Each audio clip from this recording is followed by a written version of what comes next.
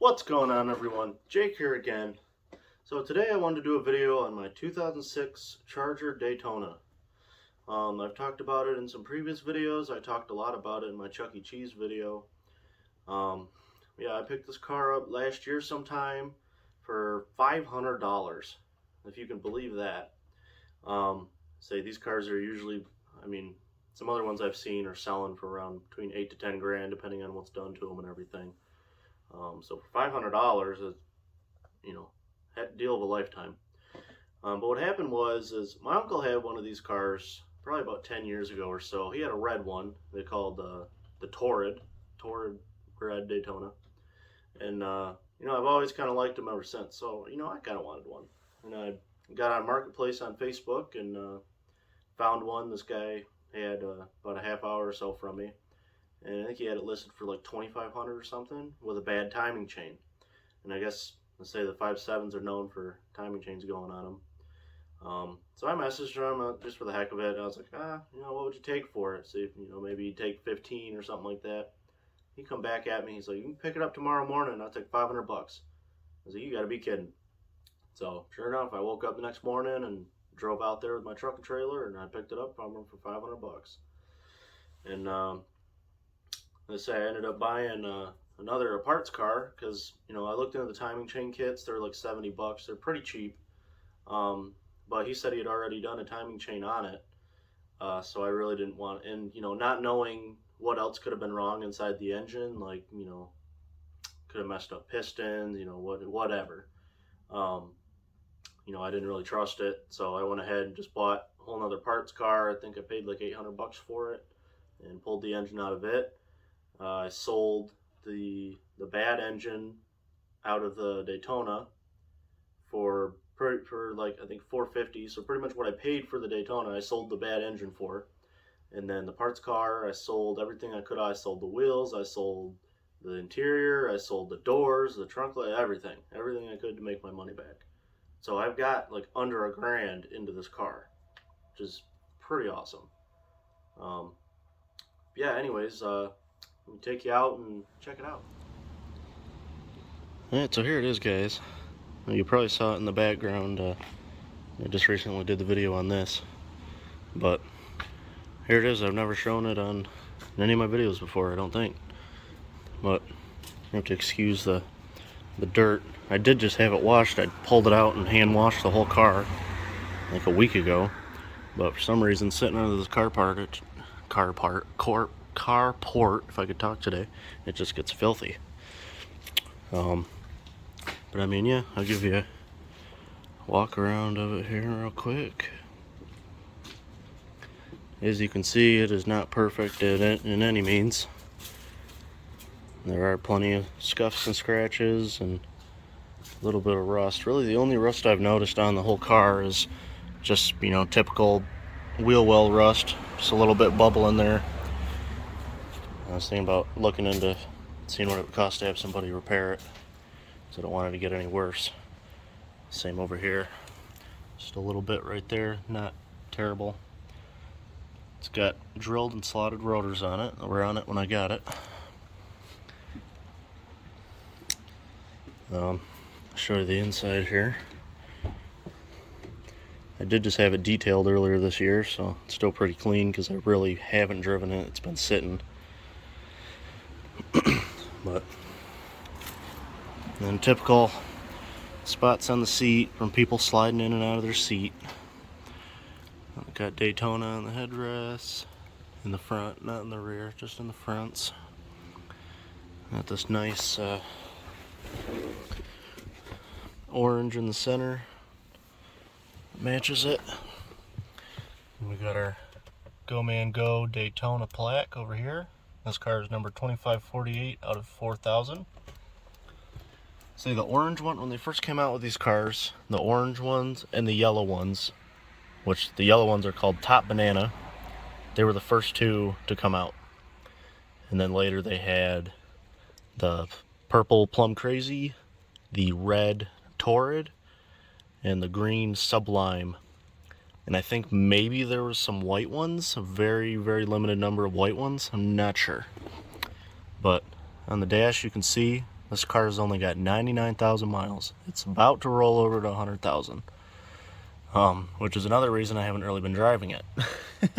I don't want it to go up to 100,000. I don't know why. It doesn't really matter, but it's pretty well optioned in here. You got steering wheel buttons, navigation, music, and then it's got really nice stereo setup. Not all of them had this, some of them just had a basic stereo, but this one's got a 6-disc changer. It's got built-in navigation, you know, obviously AM FM radio. It might play DVDs, yeah. Believe it'll play movies as well. But you turn it on here. Let me close the door. And turn the key on. Get this nice Daytona comes up. Oh, radio comes on. Turn that down. But you've got obviously your AM FM. You got your navigation. And remember how to use it here. Enter. Yep. You pretty much just, it's not touch screen, so you've got this little thing here to navigate the screen. You just go ahead and put where you want to go. It comes there. I've used it. It works. I've used it, and I brought it up on here and then brought it up on my phone as well because I wanted to see how accurate this was, and it brought up the same what do you call it? Like brought up the same roads, everything that as my phone did. So it works pretty well. So then of course if you have it off, it just shows you the time. You click it on. Oh, well. Turn the whoops. If I can get it together here.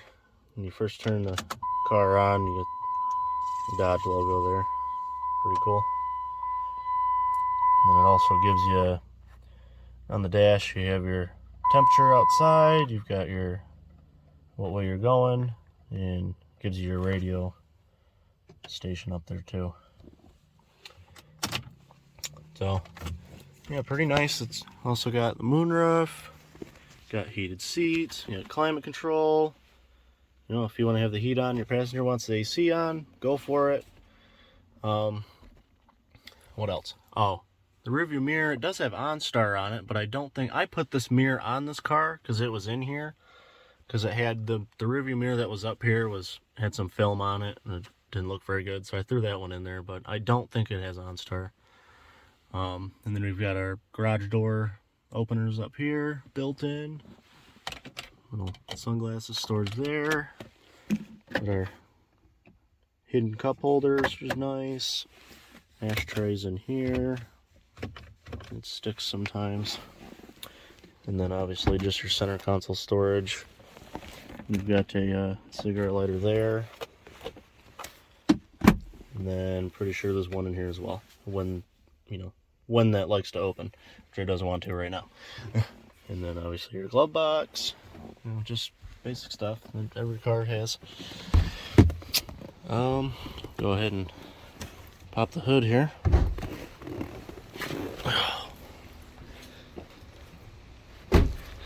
Yeah, I really haven't driven this car too much since I've got it and did the engine swap. But the main reason for that is because I have to replace the header gaskets because they're leaking horribly. I put long tube headers on it. Sort of see them down in there. Long tube headers on it, and I made the mistake of putting the cheap gaskets in that they came with, and they leak horribly. So, but nothing too fancy under here. This engine's out of the parts car. I did it all myself. Pulled the one out, pulled them both out, and dropped this one back in. Did it all by myself. Pretty proud of myself. But it's got a cold air intake that it came with. I gotta fix that there. That's for the washer fluid little guys. Brittle plastic broke, and then I gotta put the hood insulation back on as well. Oh, small simple things. What else do I want to show you? Oh, well, I'll show you. Like I say, those gaskets are real cheap. So what I did So I went ahead and ordered these gaskets. They're called Rimflex, and they make these for probably just about any engine, I'd imagine. But Rimflex, and what they are is, my camera will focus. It doesn't want to, but you can kind of see there's two gaskets in there, so they're really nice, real thick gaskets, so that when you bolt everything down, there's very limited chance that you're going to have any leaks.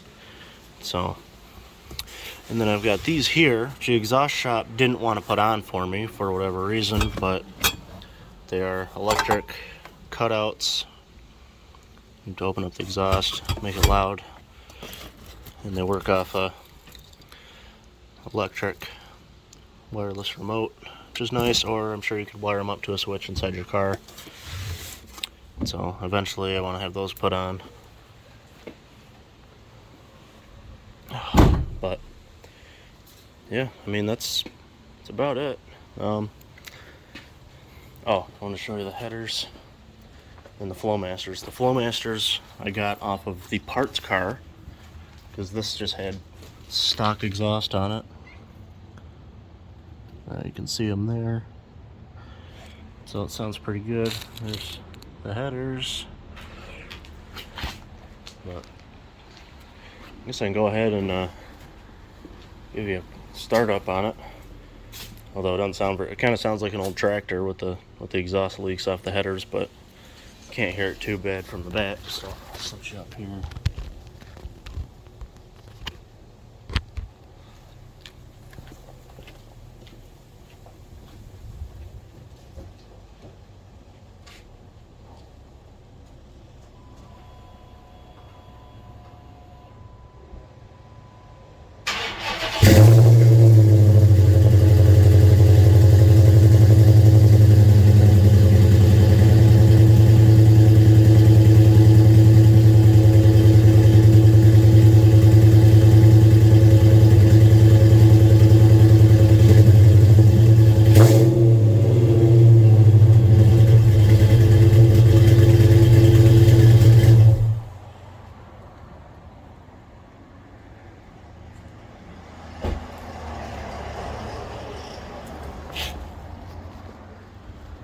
So I don't know how well, obviously you can't hear it as well on camera as in person, but it sounds pretty good. It's got a nice loud rumble to it. But anyways, yeah, that's pretty much it. Alright guys, that's going to be it for this one. Let me know what you think. Smash that like button if you like it. Let me know what you think. Should I keep it? Should I sell it? I don't know. I really don't want to sell it, but like I say, I'd be making a really good profit on it, and I really could use the cash for some of my other projects that I've got. Yeah, let me know. And of course, don't forget to hit that subscribe button. Like I say, I mentioned, I think in my last video, that all of my people that watch my videos most of them are not subscribed. So if you're not subscribed, hit that subscribe button. It really helps me out. But have a good one.